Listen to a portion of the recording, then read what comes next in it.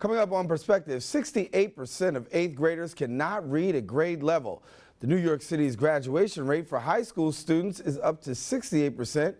Good news indeed, but only 23% are believed to be college ready. An alarming 1.1 million American high school students drop out every year, and it's said that the United States is not even in the top 10 or top 20 ranks in both math and science among other industrial nations. Could we be experiencing an educational crisis? How did we get here? How do we find ourselves here? And what are the answers? That's coming up on this very special two-part edition of Perspectives with yours truly, Darren Jaime. What's your perspective? Express what's in your heart and your mind. Share your perspective. What's your perspective? Let them know. And thank you for joining us on this very special two-part episode of Perspectives. I'm Darren Jaime, and we encourage you to stay with us and watch. Our topic of discussion is, are we in an education crisis? Is the New York City public school education system broken? Is it, like many critics say, failing our children? And if so, then the question is, how do we fix it? Well, joining me in studio is my panel of experts and professionals that are here to tackle these questions, such as, how do I offer my children a higher level of education that is competitive to other nations like China, South Korea, and Finland? Well, today's dialogue will offer some possible solutions and changes that might raise us from the education crisis. Ladies and gentlemen, we welcome now to the show our very distinguished panel of guests, Miss Leonie Hameson. She's the Executive Director of Class Size Matters, a not-for-profit advocacy group that actually works for smaller class sizes. She's also a co-founder of Parents Across America, a grassroots parent group believing that our public schools are being undermined by high-stakes testing as well as privatization. Sophia James, with over 5 years of experience at the public service and the state level and local level. Ms. James has helped to guide significant initiatives and policies addressing education services for families. She's also worked as a consultant with the Early Childhood Advisory Council at the New York State Council on Children and Families. She also has been dedicated to opening the dialogue on educational and juvenile justice issues. Dr. Danielle Lee is the president and CEO of the Harlem Educational Activities Fund, better known as HEAF. HEAF is a tuition-free college prep program that serves high-potential, under-resourced public school students across both New York City. Dr. Lee has a tremendous and extensive background in education. She also has significant experience in curriculum development and program design. She's committed to expanding educational enrichment opportunities for underserved students. Dr. Aaron Paulus is a professor of sociology and education at Teachers College, Columbia University. He's a fellow of the American Educational Research Association. His most recent projects are explicitly designed to inform policymakers as well as other stakeholders about conditions in New York City public schools. We welcome all of you to the show, and we thank you so much for coming and sharing here with us. And as we started out with saying, first and foremost, we asked the question, is there an educational crisis? And we'll go with ladies first. And lady, will you tell us, do you believe that we do have an educational crisis here in New York City? Well, nationally speaking, I don't think we're seeing a crisis. We've always been somewhere in the middle on the international test score comparisons, which don't necessarily tell you anything in terms of the innovative abilities of our students, the entrepreneurial abilities whatsoever. In New York City, I think we are in a crisis, but we've been in a crisis for maybe generations, if not hundreds of years, because our schools have always been under-resourced. They've always been overcrowded. They've always been full of high-need students who really needed more attention and resources than the system brought to bear upon them. So the question is, are we worse off now than we were, say, in 2003 when Mayor Bloomberg came into office and implemented his various forms of education reforms? And I think the evidence is that we may not be much worse off in terms of achievement, but we certainly have not progressed in the way that we should. And by looking at the national assessments, actually our Black and Hispanic students in New York City have fallen further behind their peers in many other large urban centers. So we have not seen progress in the way that we hoped we would see progress over the last 8 or 9 years. Dr. Paulus, we were looking at some of these numbers, and we're seeing how the numbers are alarming. When you talk about 68% of 8th graders cannot read at grade level, and then you talk about the fact that graduation rates for our high school students 68%, but only 23% are college ready. I mean, we do see a problem here, because as people are graduating, the belief is that as you graduate, you're not really going to be able to survive college education because inadequately prepared. Where are the gaps here? Well, the state and the city clearly have been misleading the people of New York about the progress of students in the schools, and that's been true both with regard to what graduation rates tell us, as well as what performance on the state's assessments in grades 3 through 8 have been telling us. Because for many years there was a marked rhetoric of progress, suggesting that in fact performance was rising rapidly from 2002, 2003 until 2009. But it was a myth, because the tests were getting more predictable and easier over time in ways that really disguised the fact that students weren't learning any more than they had been. What we want from our schools is to make children ready for their lives after school, to enable them to be productive adults, and that means making them college and career ready. And the numbers we saw, 68% of kids are graduating from high school in New York City, but 23% are ready for college in terms of being ready to avoid remediation in colleges.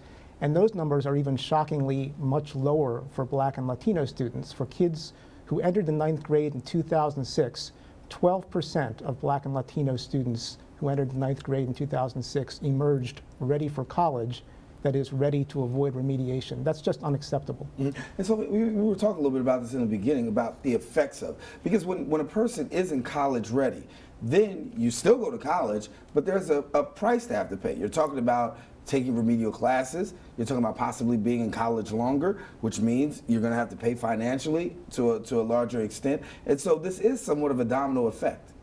Yes, I definitely believe that. And in that, colleges have to spend extra money to provide remedial classes, to have students basically learn what they should have learned in high school. And that is a real large problem. And I know that the New York Times did a highlight on that over the summer, this past summer, just talking about what are we doing? How, are high schools teaching our, what are the high schools teaching our students? And are they preparing them for the real world? And the lack of actual critical skills that are important when you reach college level. And we have to think about the college landscape. We have to prepare these students, and not just the specialized high schools that are that offer that higher level of learning, challenging students to think outside the box. And we have to try to transfer that into public schools. There are good public schools, but we definitely have to encourage the city as a whole to embrace not just specialized high school students to receive that type of learning. So I definitely think that we need to look at the very beginning of middle schools and high schools and see where that disconnect is. I want to bring in Dr. Lee. And Dr. Lee, you got some good statistics here, because we talk about the Harlem Educational Activities Fund, better known as HEAF. 96% of your class of 2010 matriculates at four-year colleges and universities. So you are seeing some success that's coming out of it. What are some of the keys, if you will, that maybe that you're achieving that you might be able to pass on to the wider body? Sure. I think that one of the things that's important to note about HEAF as opposed to other out-of-school time programs is that we are providing young people beginning in middle school with high levels of instruction from certified and master's level teachers, in addition to what they're getting in their regular public schools. So your average HEAF middle schooler will come to our program 2 afternoons a week minimum, and an additional 6 hours of high-level instruction every Saturday, plus a 6-week summer program that's equally as rigorous for the balance of middle school, and then continue at that level throughout high school. So I think that one of the things that drives those results is the fact that we are not necessarily focused on the latest standardized testing rubric that the public school is using, and we also have a very innovation-driven approach to pedagogy. So my thinking is that doing more of the same thing that you just did 8 hours of at public school in the after-school setting doesn't necessarily lead you to different kinds of results. With all of you involved in the educational system, let me go around and ask a question. Are we teaching our kids? Because when I grew up, I felt like I learned something. I was being taught to learn. But when we talk to some teachers, they say, no, we're actually teaching the test. Yeah. And really getting to the place where we're getting our kids to pass the test, more so than getting to learning and letting them be able to achieve the highest level of education as possible. Do you agree or disagree with the notion that we're teaching kids nowadays just to test? Well, I think that the accountability policies, the so-called accountability policies that this administration has put forward, where every school has to achieve certain gains on state test scores and has to rise in terms of graduation rates, puts tremendous pressure on teachers and principals to get those results, no matter how. And often that means teaching to the test. Often that means sacrificing art, music, and science and other subjects that are not tested. And in our high schools, increasingly it means things like credit recovery, where they want their kids to accumulate credits and graduate in 4 years, or else they're fearful that their school will close and or they will lose their job. So they give them these very simple either packets or online learning things that they can do in a number of hours to gain the credits they need when they failed their courses initially. And so it's a quick fix to make your statistics look better, to inflate your data so that you look like you're actually improving and that you're actually teaching kids, but they're coming out with a very substandard education. Sophia, agree or disagree? I agree somewhat. I definitely think that we sort of have to expand outside of teaching to the test. I definitely believe in learning by experience. I think we need to involve students more in the aspect of learning and bring back subject areas as art and music, because that expands learning, that expands critical thinking. And studies have shown that when we adapt these things, it heightens learning in math and science areas. So we also have to look at the question, what is taught versus what should be taught? And just sort of manipulating the curriculum and standards that we are working with now. I don't think it's as effective as it should be. I'm not necessarily blaming teachers, but as far as content, it could be definitely improved upon curriculum content. You brought up the key word. Now let's talk about the key word, blame. Where does blame go in all of this? I mean, you know, you look around and you see where we are. Educationally, the kids are doing bad, overcrowded classrooms. You've got, you know, in some cases, parents not being as active as they could be. Is there enough to blame who? I mean, teachers, parents, students. Where does the blame really lie? You know, government? Let me just go around. Where would you attribute? Oh, there's plenty of blame to go around, I think, and we see ways in which all the various stakeholders in the system perhaps aren't doing what we might like them to. But the reality is that we do elect officials to manage public schools on our behalf. In a democratic system, we're relying on elected officials to act in our stead in what's in the best interests of our children. And I think that there's a widespread perception right now that in New York City and elsewhere that hasn't been happening. Certainly we can see instances of organizations that have interests that are not necessarily serving kids well. I'm generally not, well, how shall I put it?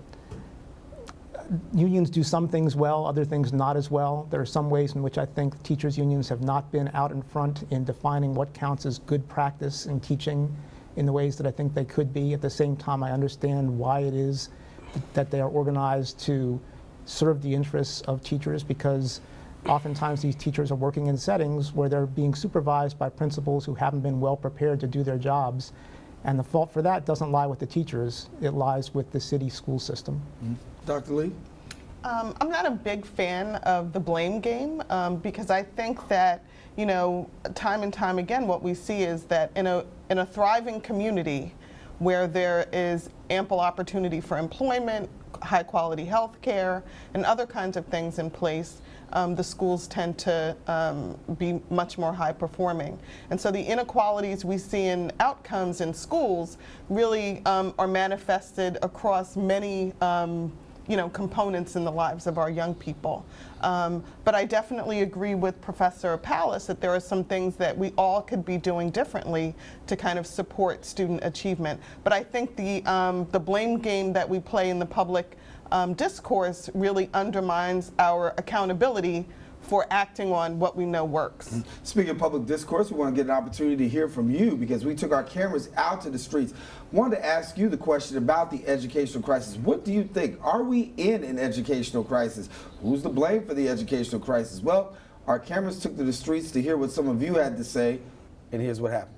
From my perspective, there's a lot of problems, but I think one of them is that there's a lot of kids that really do not want to be in school, but yet the school doesn't get rid of them because I think they get a certain amount of money from each student they have. So you have some students that are just hanging around the halls or just not doing anything, but yet they're still there, actually bothering the people that do want to learn. From my perspective, it seems that the students work very hard. They have hours of classes and then they have a lot of homework when they come home, and it seems very stressful, a lot of demands like just having to study all the time. In my perspective, standardized tests.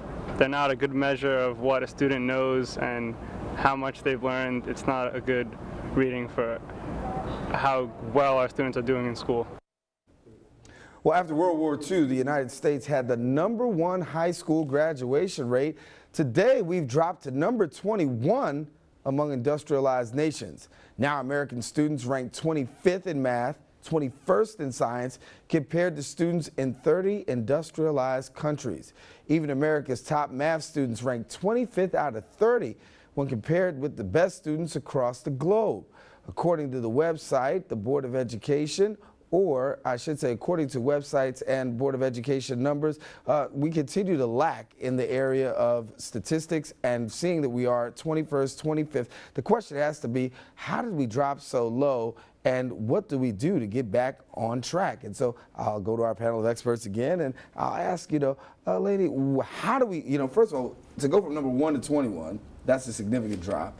How do we get back on course?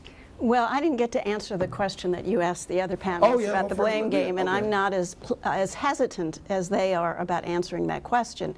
Mayor Bloomberg asked for complete mayoral control in 2002, and he got it. And he said he wanted it so that the buck would stop with him. And if the schools did not improve, it was on his watch, and he could be blamed for it. And that was the reason for mayoral control. And since then, there's been a lot more in terms of state aid and even more in city spending, and yet results have not increased.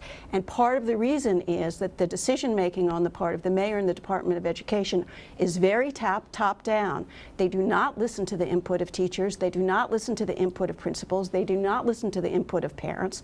They make their own decisions, and those decisions have not been good ones. And so part of the problem is that there is no feedback mechanism going on. So they make policies, and they do not lead to good consequences, and then they turn direction and they make other policies, but never are they taking into account the experiences and the priorities of people on the ground. So mayoral control doesn't work for you? Mayoral control is a system without checks and balances in New York City. And across our government, the whole point of representative democracy and our federal government and our state government is that there are effective checks and balances on the power of autocrats. And in New York City, there are no checks and balances on Mayor Bloomberg's power, and he has pursued some very unwise policies that have not helped our kids learn. Let me ask Dr. Pallas about this. Mayoral control, we've had this conversation before all across the city where people were saying, listen, it could work, given the fact that the Board of Education was, not up to snuff, and the mayor needs to step in. Somebody has to step in. You talked a little bit about accountability in government earlier. Do you agree with mayoral control, particularly here in the New York City area, and how would you grade it if you could? Well, it's hard to evaluate mayoral control in the abstract. You have to look at it as it plays out in particular cities in particular times. I mean, the other cities have had mayoral control, and I would say it's worked better than it has in New York. I would say it has not worked well in New York, and I think for the reasons that Leonie said, we have not seen the kinds of checks and balances that we might hope. that result in a broader sense of the entire city participating in deciding the futures of our kids. And she's right. The Department of Education has made a lot of unwise decisions over the last 8 or 9 years, and our kids have suffered because of it. I mean, having worked with the CEC in my school district, the Community Education Council, I was absolutely disgusted by the lack of any kind of mechanism, as you mentioned, for parents and community members to have any impact on education. And so what we quickly learned as people from the community and parents in particular were bringing their issues to bear to the CEC was that we had no ability to make any kinds of decisions or to make even really reasonable recommendations to the city around how kids were educated. And I would say that, you know, in a wealthy school district, the idea that people would be paying their taxes to a school system and the school board have absolutely positively no ability to give feedback to the folks making educational decisions is counterintuitive to the democratic model. So. And when we talk about statistics, I want to give you a couple of statistics to let you know a little bit about the New York City public school system. It is the largest system in the world, the largest school system in the world. More than 1.1 million students. We've got about a $24 billion budget. And so when you talk about mayoral control, you talk about, you have to bring the part of finances into play because, you're talking about $24 billion budget. That's a lot of money to oversee. We can talk about where money is distributed and things of that nature. I want to talk about the issue of overcrowded classrooms. Let me get there because, talk about class size matters. That's my issue. That's your issue, right? And so let me ask you, Laney, about class size, because how effective is it? And maybe for somebody who doesn't have the opportunity or just watching the show says, listen, you know what? 30 students to one teacher, that's not bad. You say what? I say it's one of only 4 education reforms that the Institute of Education Sciences has said is proven to work through rigorous evidence, and that's class size reduction. I say that 86% of New York City principals say they are unable to provide a quality education because of overly large classes. I say that it's the #1 priority of parents every year on the DOE's own learning environment surveys. And I can say that nationally, teachers say it would be the #1 most effective way to improve the quality of instruction in the classroom is to reduce class size. Ramifications. We have the largest class sizes in the state by far here in New York City. Our state's highest court said that our kids were deprived of their constitutional right to an adequate education because of overly large classes. We won a lawsuit called the Campaign for Fiscal Equity. In response, we got over $2 billion in additional state aid. In response, we had to promise one thing, the Department of Education, that they would reduce class sizes in all grades. What happened? Class sizes have gone up more sharply than at any time that we have data for. And right now, this year, we have the largest class sizes in the early grades in 11 years. So this Department of Education took over $2 billion, promised to reduce class sizes. Class sizes have gone up sharply, and our kids are suffering as a result. And that, to me, is not only a violation of law, but it's a violation of ethical framework. And what we know for sure works for our kids, especially poor and minority kids, get twice the benefits of smaller classes than white middle-class kids. And those are the majority of the kids that are in New York City public schools. And yet they are denied the reform that we know for sure would help them succeed. And the question I was inserting earlier was, what is the ramifications of having overcrowded classrooms? It means, for example, that students don't have the time to ask questions in class. It means, for example, their teachers don't have time to help them on their writing skills or help address their individual needs, either within the classroom or outside of class on their homework. It means that students are less engaged in what's going on because they don't feel like their needs are being met and their questions are being answered. Our highest need kids tend to then withdraw from the classroom, sit in the back of the classroom, or are disruptive. Disciplinary referrals go way up when you have larger classes. It leads to a myriad cascading negative effects on the morale of teachers, the morale of students, and the outcomes in terms of whether they are learning or not. And it's simply unacceptable that in the richest city in the country, in the richest country in the world, many of our students continue to be learning in what are similar to third world conditions. Sophie, your thoughts on this? I can definitely say that, the information that, sharing is, alarming. And I think it's something we need to pay attention to when we look at students who are constantly being left back, not even left back. They don't have the level of knowledge they should to go on to the next grade, but yet they're passed forward because you have to keep students, going before the overwhelmed classrooms. I remember when I was in college, I tutored at Albany High School. The 9th grade was the largest class in the high school because students kept being left back and just the classes kept growing. And it's really unfortunate, and it's something that we have to definitely tackle. And for you to mention that the DOE received money to fix, to do something about these issues, they're not doing that, and it's something that we have to take them to task on.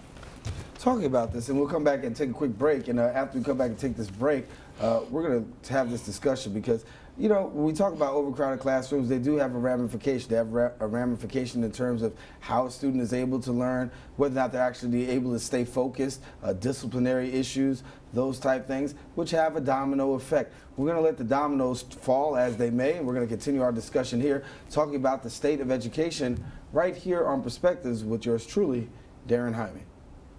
What's your perspective? Express what's in your heart and your mind. Share your perspective. What's your perspective? Let them know.